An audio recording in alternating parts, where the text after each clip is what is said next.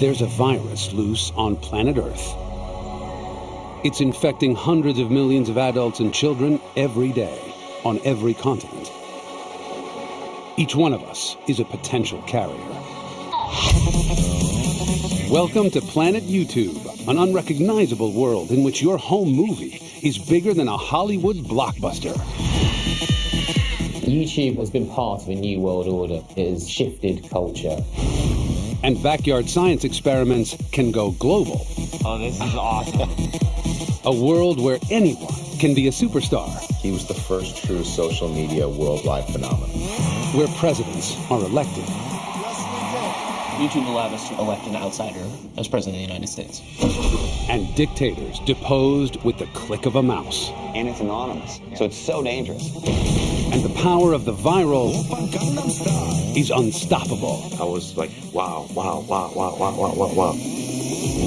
Over the next hour, we'll get to the bottom of the epidemic, tracking down the unlikely pioneers and accidental celebrities who in just 10 years have brought world culture to its knees.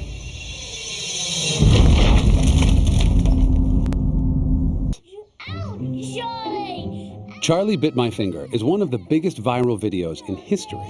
That really hurt.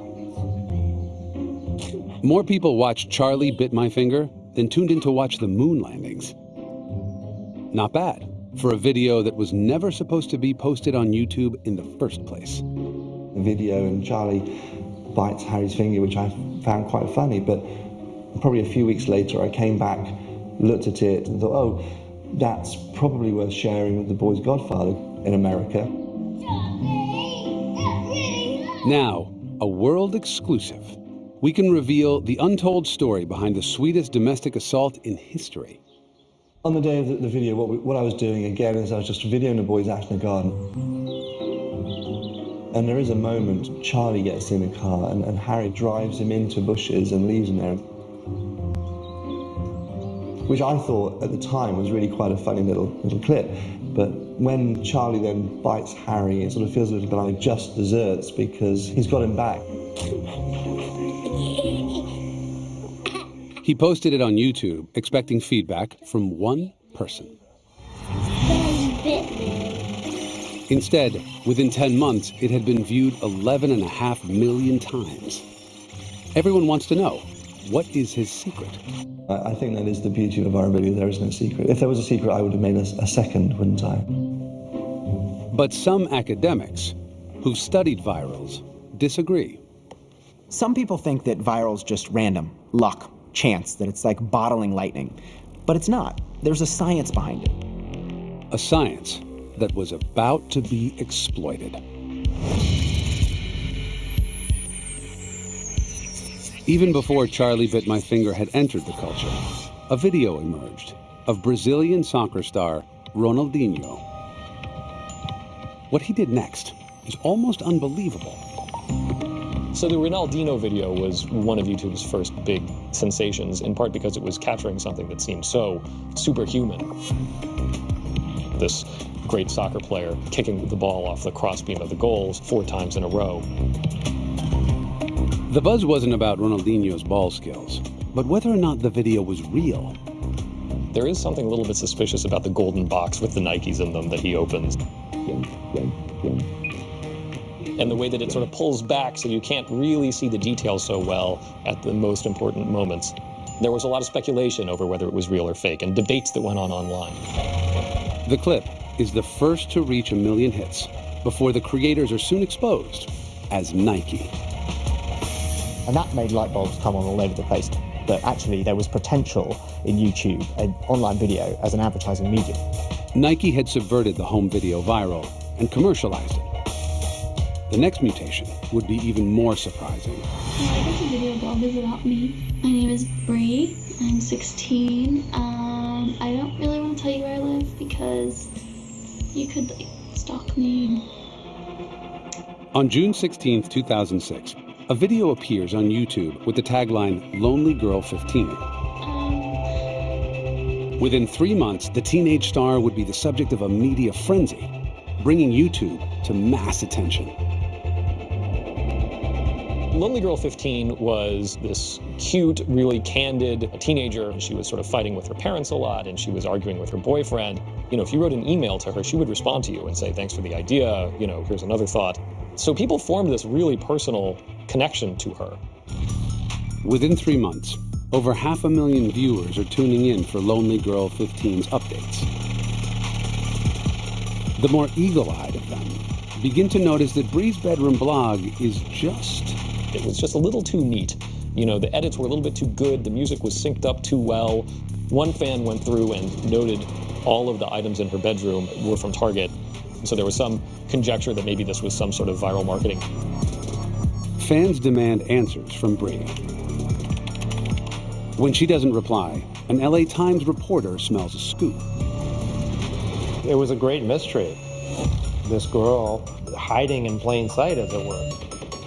He sets off to learn the true identity of Lonely Girl. But no one was quite expecting what he would uncover. And that's when we knew we had her. In the summer of 2006, the viral video went mainstream as an online mystery turned into a real-world manhunt. The race was on to track down the vlogger behind the latest YouTube sensation, Lonely Girl 15. Okay, so I'm kind of in a blue mood again today. This was like huge national news. She wouldn't say where she lived, so there was this kind of treasure hunt kind of aspect to it. I've been calling my parents all day. Gradually, the videos began to take the form of a thriller, with a plot almost as intriguing as Lonely Girl herself. It was a great mystery. No one knew who she was, and no one could find her. Let's find who this girl is. What are they doing? There was a botanist who analyzed the flora and the fauna in the video and said it could only appear in this one little portion of Northern California. But where? After 10 fruitless weeks, the reporter and his colleagues launched an audacious sting to out Lonely Girl 15 using an email tracker. In those days, when you sent a message through MySpace, you could implant a tracking code that allowed you to see where that message had been opened. We set up a lot of fake accounts pretending to be fans of Lonely Girl and sent messages to her MySpace page. And it was open in the server belonging to the Creative Artists Agency. And that's when we knew we had her. The Creative Artist Agency represents actors, writers, and directors. When Richard confronts them with the evidence, the real Bree comes forward. 19-year-old actress Jessica Rose. Millions believed in her, but it was all an act. Now, for the first time, meet the girl behind Lonely Girl and the men who pull the strings. So the idea was, we're going to build a huge audience. We're going to make them committed and passionate about this character and the storyline. She's going to run away from home, and then we're going to release a DVD that will be an independent feature film about the story of a group of fans on YouTube trying to find this girl who's vanished. The movie never happened, but Lonely Girl continued online for 2 years. I learned how to see the world from a completely different point of view when I was 4. The YouTube viral video was evolving at faster and faster rates. But some videos were more infectious than others, inspiring viewers not just to watch, but to make a version of their own. One of the first videos to have this effect was created by an unlikely pair of backyard chemists. My name is Fritz, and I had 20 years working as a professional juggler. My name is Steven, and I had 20 years as a trial lawyer. When a friend of ours told us about this Coke and Mentos experiment, he asked me, have you ever heard about this crazy thing? You drop Mentos into Diet Coke, and something happens? And so Steven came to visit me and said, we got to try this. So we went out in the backyard like a lot of people, dropped a handful of Mentos into a bottle of Coke. Oh, this is awesome. That's how it started. On June 3rd, 2006, Steven and Fritz posted their own Coke and Mentos display online. An epic 101-bottle tribute to the Bellagio fountain in Las Vegas. When we first put our video online, it was a Saturday morning in June. We told exactly one person. The next day, we had 14,000 views, and by mid-afternoon, and hundreds of thousands. All from telling one person. By the end of 2006, the Coke and Mentos spectacle had turned into a YouTube mega viral with 12.5 million views. And something about it made people want to make Coke Mentos videos of their own.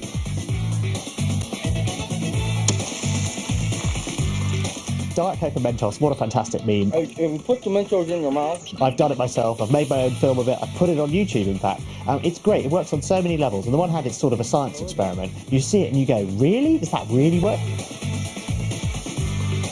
Dear God. All right. I think this is not going so well. Stephen and Fritz have their own theory for its viral success. Everyone's favorite moment in our video, they always say that's that moment of humanity that you can really connect with. That's what helps make it extra contagious. The contagion boosted global sales of Diet Coke by over 5%. Mentos, 15%. Silicon Valley's giants took notice of YouTube's growing power. Meanwhile, the explosion of video content meant that YouTube servers were sent into virtual meltdown. And there were times where we were hours away from running out of hard drive space, storage space. I mean, just overall, we couldn't take any more videos. It was like 4 hours left. I didn't think that it was going to blow up that quickly. I mean, that was a good thing, but it was my credit card that was getting blown up as well. YouTube needed a bigger home, fast. YouTube, a website that didn't even exist 2 years ago, was purchased today by Google for $1.65 billion.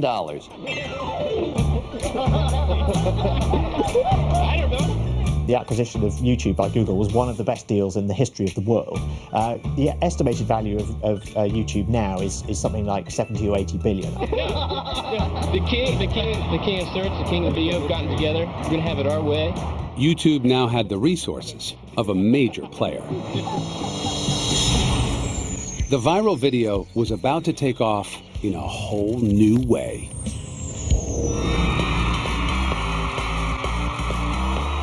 I was looking for the right person who could do it. I was looking for that star who was truly a star. Scooter Braun was an ambitious music exec who recognized YouTube's potential early on.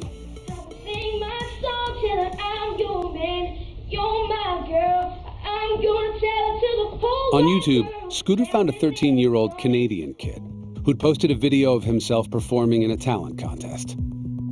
He first tried to launch him with the record labels. Everyone said no. Everyone said no. Because they said, well, this kid's on YouTube, we can't monetize this. So the only way to make people understand was to not care about the gatekeepers anymore, and not care about the suits, and care about the people.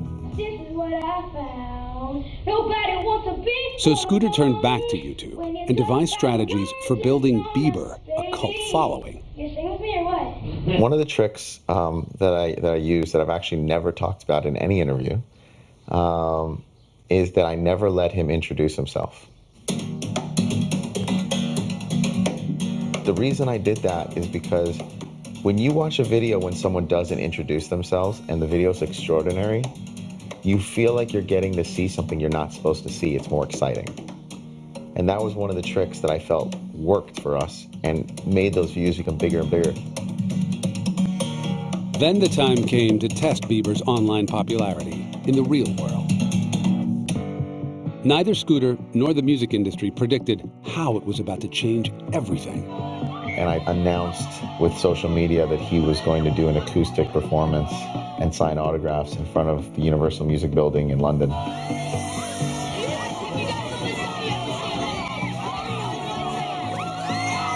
He played his guitar and a whole crowd was singing all the words at one time.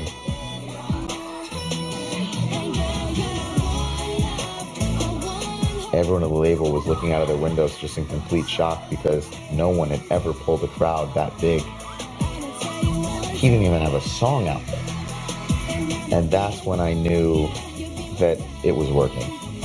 It's crazy. It's a lot of girls, as you can see. Because of YouTube. Justin Bieber was the thesis statement of taking a person from YouTube and using YouTube as a platform and building it into a worldwide star. He was the first true social media worldwide phenomenon. And YouTube was the platform I chose to make that happen. YouTube has completely changed the music industry on how we discover and how we promote things. If you go to a record label now and you say, hey, I have this new artist, they say, well, can you send me a YouTube, clip, and how many views does it have? Gatekeepers are meaning less and less and less. And the people mean more and more and more. And that is democracy. Scooter had created YouTube's first ever global superstar. But no one could have seen the epidemic heading our way. My biggest regret of entire my life was making that horse dance move. Oppan Gangnam Style. This is what I found. Within years of its launch, YouTube made it possible to almost instantly transform budding pop stars into global celebrities. The next superstar could be anyone, and as it turns out, from anywhere. Psy was a South Korean pop star, barely known outside of his country, but with over 10 hit singles to his name. My previous songs and previous dance moves and previous video, all of them were like similar.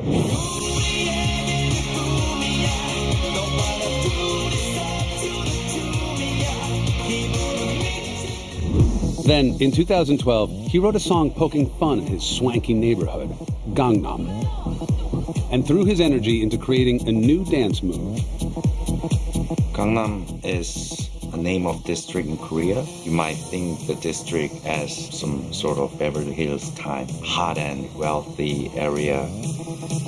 I have my own choreographed teams in Korea, and we were focused on making a new move for the new song. We literally tried everything on the universe, not just horse, but every animal, every creatures on the universe.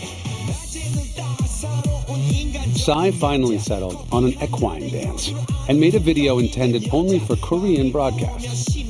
I was not friendly with internet things at all. So I didn't do Twitter and I didn't do Facebook, and I honestly didn't know that much about YouTube before Gangnam Style. But one of his team persuaded him to post the new video onto YouTube. 2 weeks later, he gets a call from a major player in the music business. My buddy sent me a video that had 100,000 views out of Korea, and I said, I can make this huge. He goes, you want him to do it in English? I said, no, I want him to keep it in Korean. And 2 weeks later, I'm talking with his translator, explaining that I want to keep it in Korean. Psy looks at me, looks at his translator, looks at me again and goes, if you come drinking with me in Koreatown tonight, I'll do this deal. And I looked at him and I said, you speak English? And he goes, I went to Berkeley. To Psy, to Korea, breaking down barriers to the future. Thanks a lot. Scooter and his team used their network to help spread Gangnam Style fever in the West.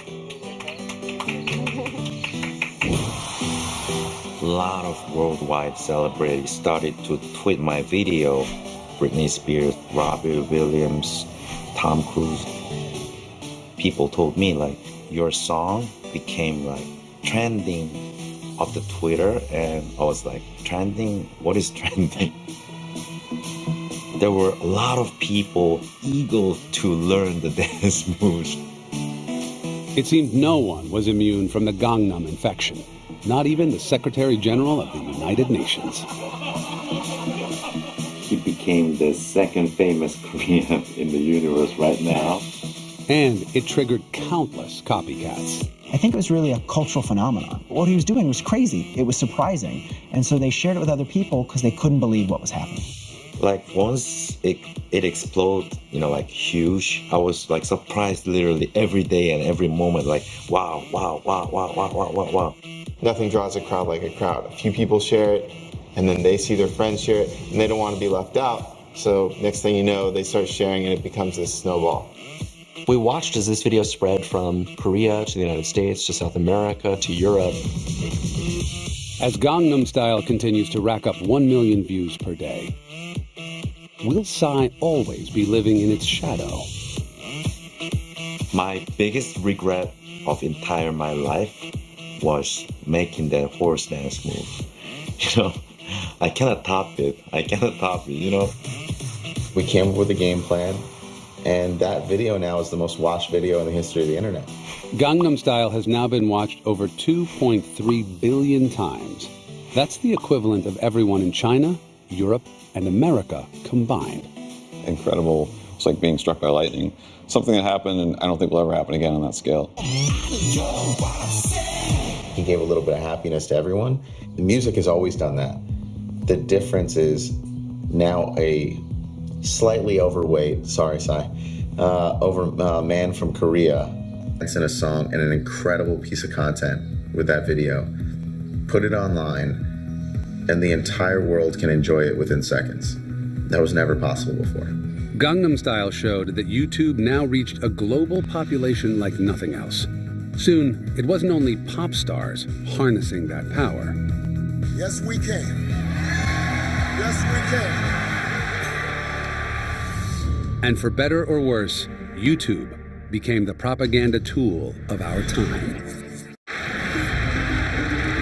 In 2008, one visionary recognized the internet's ability to reach a new audience. But did YouTube help elect an outsider as President of the United States?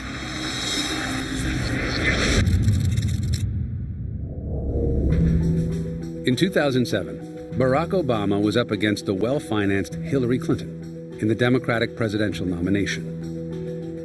Hillary Clinton had most of the party establishment behind her, and so the only path for Obama was to build a big national grassroots movement from scratch. Joe Rospars was a new breed of strategist, employed to head up Obama's social media campaign, starting with Obama's own website.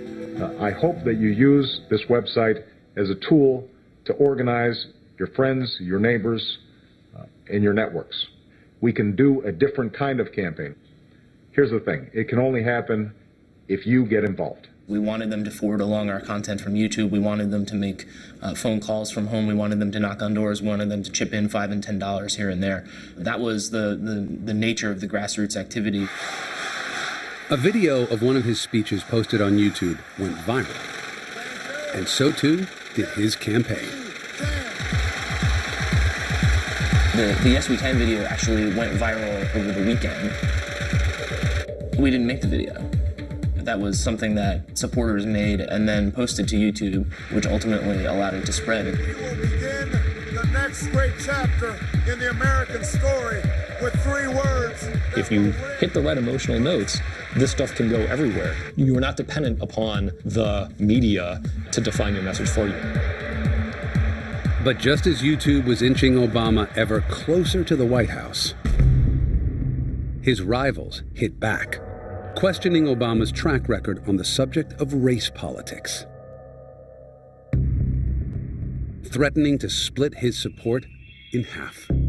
This was kind of a cliffhanger moment for the election. You know, was this going to sink this candidate? How would he respond? And there was a lot of buildup to this speech. Against all predictions to the contrary, we saw how hungry the American people were for this message of unity. Despite the temptation to view my candidacy through a purely racial lens. Obama's race speech was hailed as a game changer.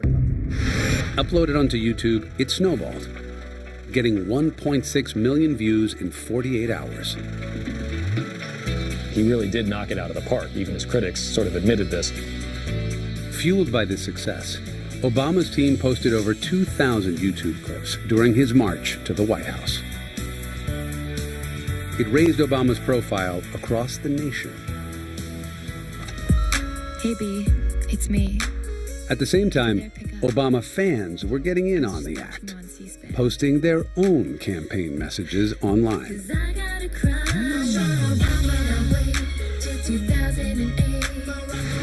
Obama Girl was a huge viral video of the time, scoring over 26 million hits.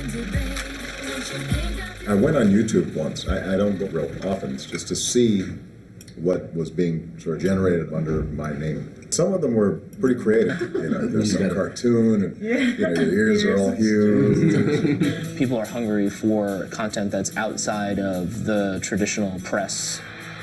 YouTube allowed us to run a grassroots campaign to elect an outsider as president of the United States. And it is my pleasure to welcome... After Obama became president, he continued to use the platform to connect directly with the nation. We've invited 3 top YouTube creators here to the White House today. We're in the East Room, and they have set up their own YouTube sets right here in the White House. Great to see you, Hank. President Obama. Hank Lozelle. Hello. How are you? Good, how are you? Good to see you. Great to meet you. I don't really feel like I'm having you. This is your house. It's the people's house. This is, I'm actually... Obama's YouTube campaign proved once and for all that anyone could get their message to the world. The value of a channel like YouTube is it allows for the democratization of content. Before, only the media outlets could decide what news we saw. But now each one of us can create news.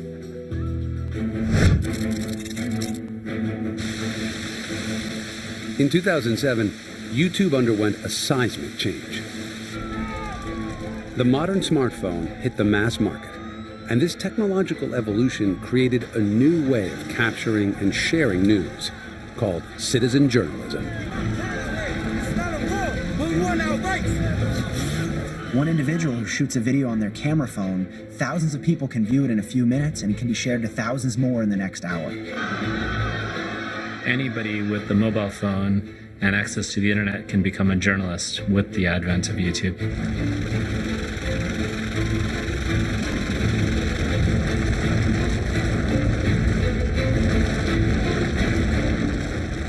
Having YouTube clips of disasters as they're happening lends them this intimacy and this reality that otherwise it would feel fairly abstract. It's very hard not to be touched and not to care.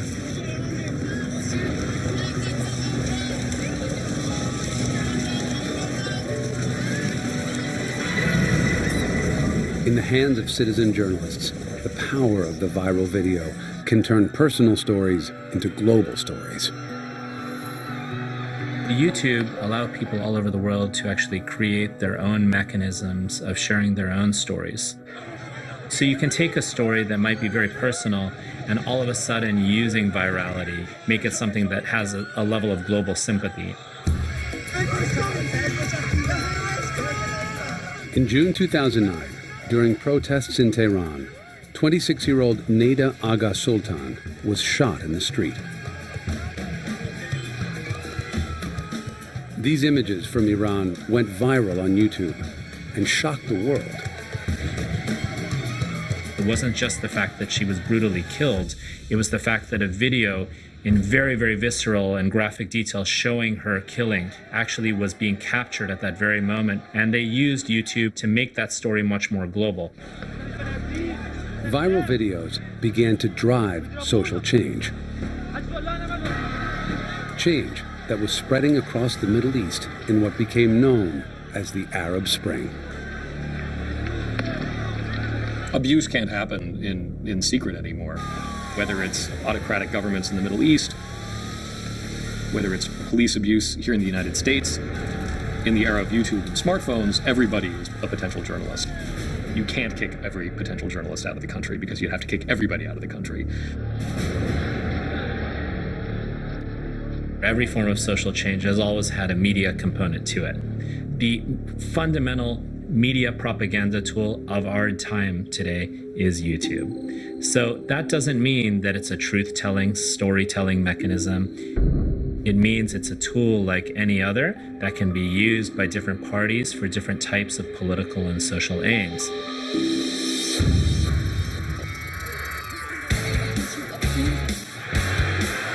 YouTube had helped elect presidents, topple regimes, and create worldwide phenomena. Now, things were about to come full circle as ordinary people would cash in big on YouTube fever. Today, YouTube has given birth to a new generation of media creators, and their fan base is huge. Variety just did a study among teenagers and asked them who are their top stars. And the top 5 stars were all YouTubers. YouTubers are ordinary people creating content for their own channels. They're trying to make YouTube more like a TV network, and they're promoting their stars with ad campaigns, which is something that you only have seen media properties do before. When we think about the early days of YouTube, we think about the individual viral video, the person who captured that one moment and shared it with the world. I think one thing that's changed dramatically is that more and more people have been producing things regularly. These homemade YouTube channels are drawing billions of views, creating a new generation of bedroom millionaires. 2 of the most successful content creators on YouTube started off on the live comedy circuit, then created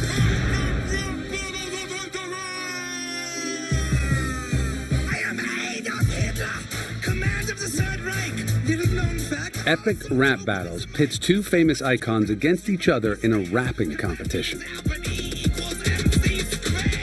I stopped playing live concerts and started performing live concerts in my bedroom for a camera.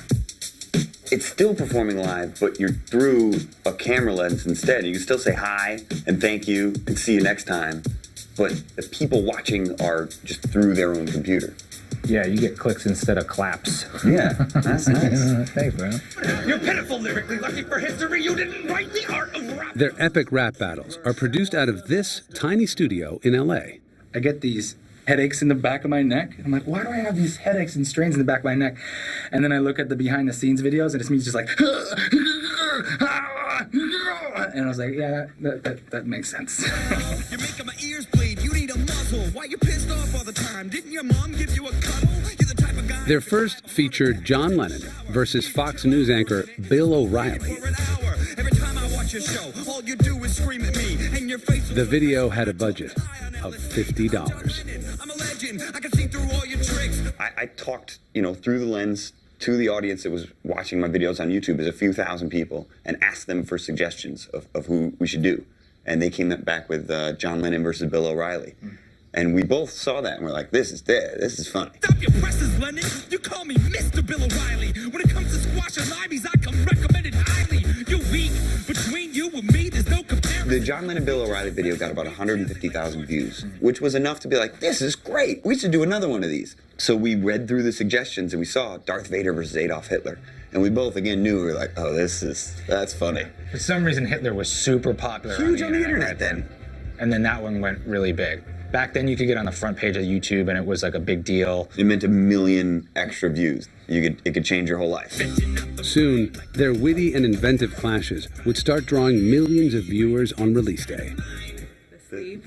Epic Rap Battles is now one of the most successful channels on YouTube. So, what is the key to its success? I think that people like competition and they like getting behind a side, so people like to root for their favorites. And then I think a big thing about it was at the end of the video, we asked who won and who's next, and people want to participate.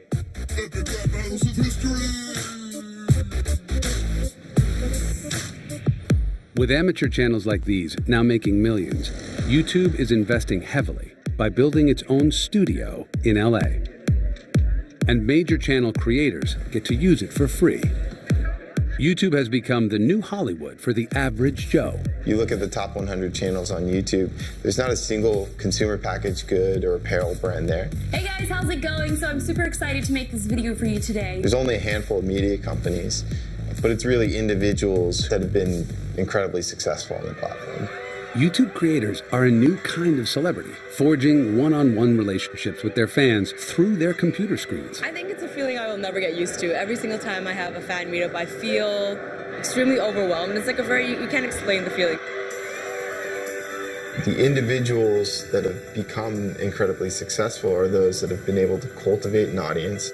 A lot of what you see, which is successful on YouTube, is about humanity anyway. It's about people and faces. It might be making you laugh. It might be emotionally charged. It might be very sad. It's probably human storytelling at its heart. But what if the biggest stars on YouTube aren't humans at all?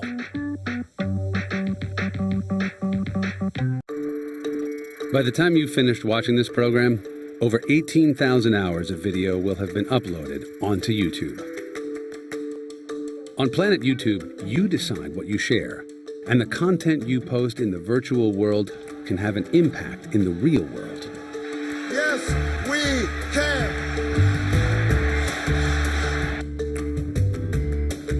But did YouTube's founders have any idea their little startup would make such an impact? It certainly has surpassed any goals that we had set when we first started YouTube, looking 10 years back. We never expected, I think, videos to reach the hundreds, thousands, millions, billions of views. YouTube owes its success to its phenomenal viewing figures. But how much does Steve himself know about what makes a clip go viral? Frequent videos that I would put up always featured my cats. And it's not that my cat videos were of any particular interest other than it being the first cat video on YouTube. But what Steve couldn't predict was that cats would become the viral superstars of the internet. What makes the internet go round?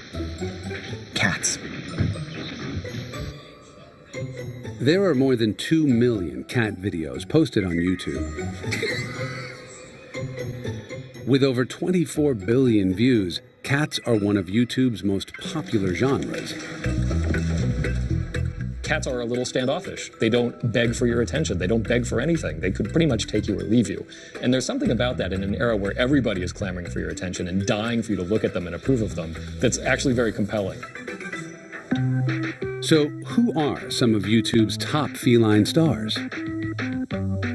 If you ever hear a snarky reference to YouTube as cats playing pianos, chances are this is the cause. Keyboard Cat's original video has been viewed over 40 million times. But one cat has gone a step further and turned viral fame into money. Grumpy Cat, real name Tartar Sauce, is now a bona fide celebrity worth millions, with her own YouTube channel, book deals, and merchandising. But why cats? My theory with cats is that people start to get this ability to make videos very easily. So they're sitting around and looking around their house, and that's the only thing that's interesting. Now, why cats versus dogs? I don't know. That's a debate for the ages. With even cat videos proving lucrative business, it's no wonder people are keen to unlock the secrets of the viral video. I think if you could put your finger on what viral videos have in common, then you'd make a fortune. It's like playing you a whole load of pop songs and saying, these have all been hits, what do they all have in common? It's, you know, you can sometimes find some commonalities between them, but it really is trying to nail jelly to the wall. Whatever the reason, some of YouTube's earliest stars have had their lives transformed. Now we have EP Bird Studios, and we make viral videos for brands like Coke and Office Max and McDonald's. All kinds of things. It keeps going. The madness continues. So these nozzles hold the Mentos on top of the soda bottle. And inside of They even have a viral manifesto. Mentos candies, there's certain characteristics that make a video go viral. Don't waste our time. Make sure you get down to business right away. Be unforgettable. Do something we've never seen before. But really, ultimately, it's all about humanity.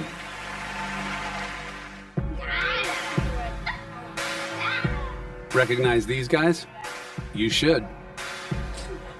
Harry and Charlie's video has now been viewed. It's just less than 1 billion. Billion? Ooh. Which is about a sixth of the world's population. And what does Charlie credit for its success? I think it's so popular for the laugh.